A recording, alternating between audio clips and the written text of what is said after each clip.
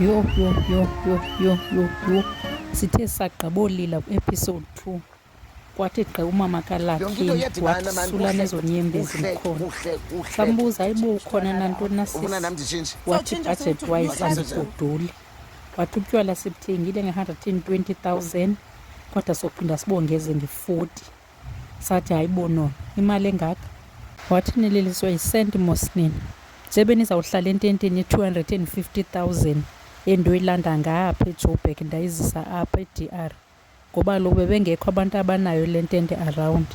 Sathi sisathe matsha ngathi singaba bantu babehamba endleleni eya eMaus behamba bethetha iindaba endleleni. Wase wafika uYesu wathi kubo zindaba zini ezithethayo nithe matsha nje. Amagama ndiwaginyile. Welcome to Mgidi Mam episode 3 review. Apha sibona umama kaLucky.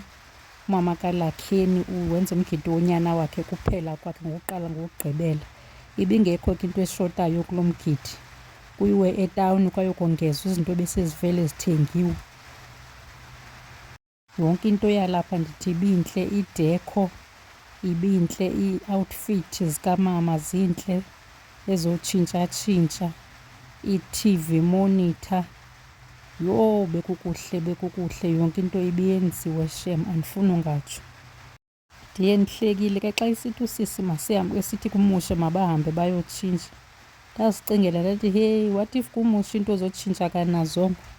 What if yena kanazongo or ubaliwe mhlawumbi kwibhajethi ebefakiwe?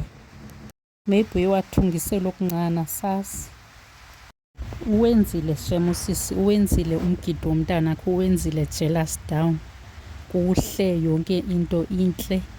Utshilo uthe akafuna ucompromise nto because uyagqibelisa.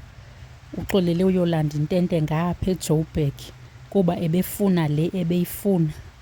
Umbhaco wakhe bendisithi lo mbhaco ebewunxibile useyigqibile kanti usezawutshintsha usisi, yonke into yakhe ibipleniwe ngekakuhle nje. Uwenzile umgidi wakho sisi, uwenzile jealous down. Abantu bakuthi ke zibangafuni uzifanisa, asilingani and asifani. Abantu zibangafuni uyoboleka imali ezizalayo befuna ukopa. Mandiyibeke apha ke na for namhlanje. Thank you so much for watching. Don't forget to subscribe. See you next time. Bye.